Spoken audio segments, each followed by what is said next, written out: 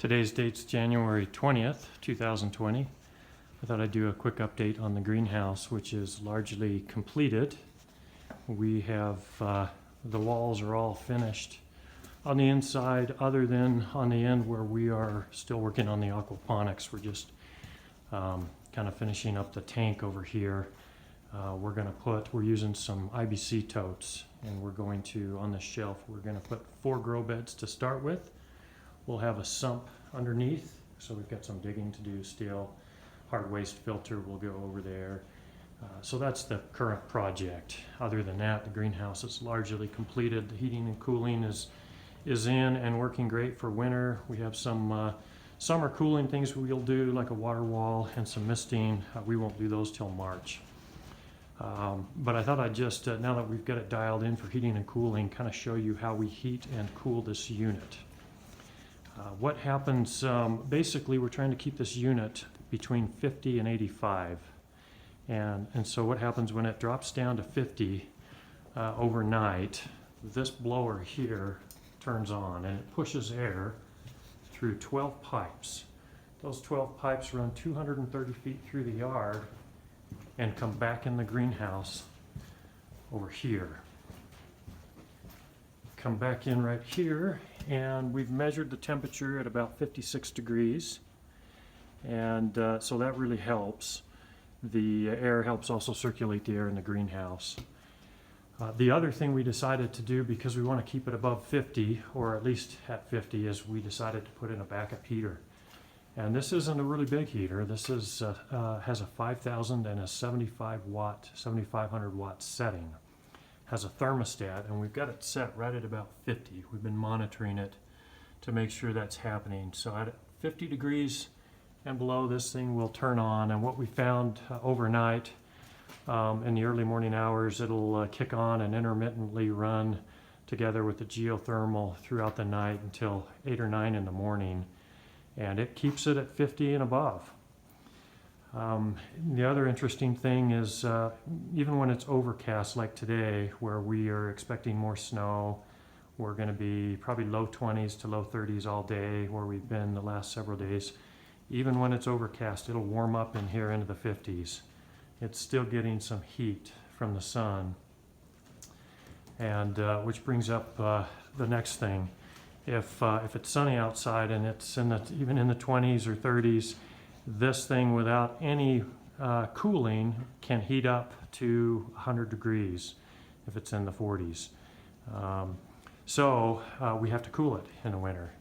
And one thing I'll show you while I'm over here is the vents on this end we have covered to help insulate the unit. We're getting too much cold air kind of leaking through those vents. So they have been insulated. And our summer fans, these two on the outside, have been basically shut off for the winter. So how do we heat it? If you saw the last video, we had a blower on the wall right here.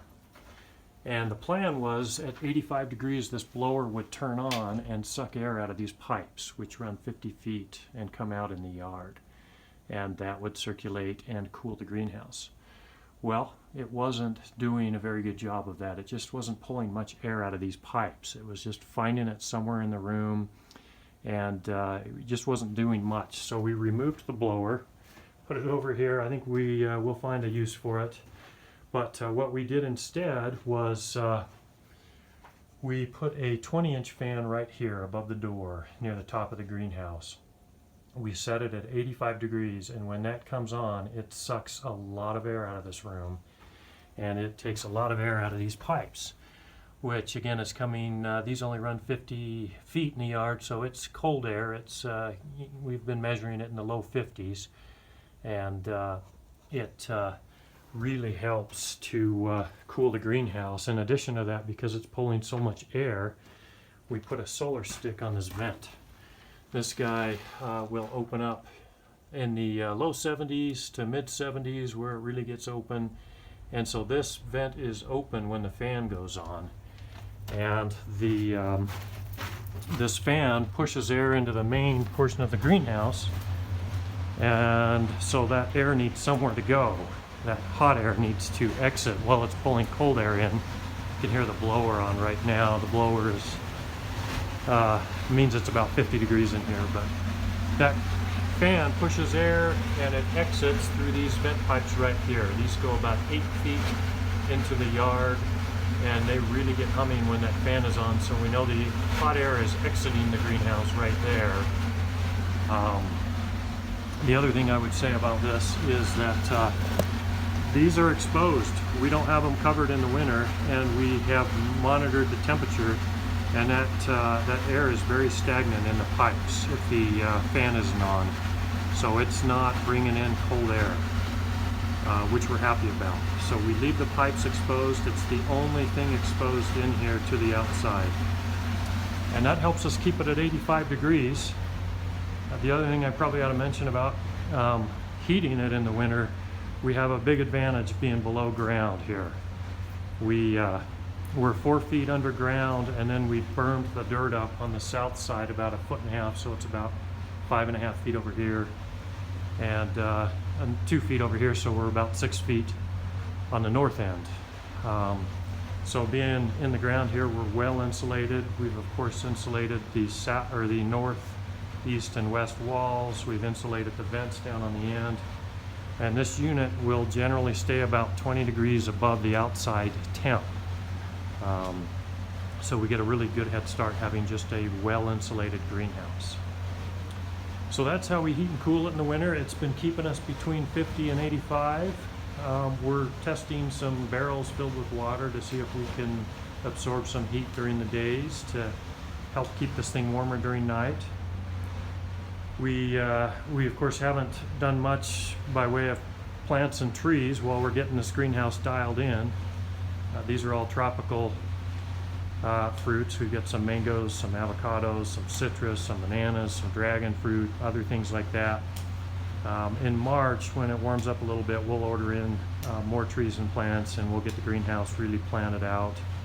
And so I won't say much about what's here until then, but it's all alive, surprisingly, with as much challenges as we've had getting this thing dialed in. And you can see some oranges doing well there.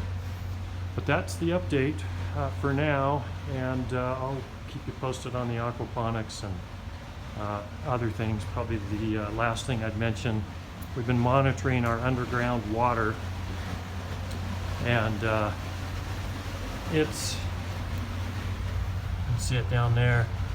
We get underground water that's creeping up here on the east end, and it's staying about 10.5 inches underground.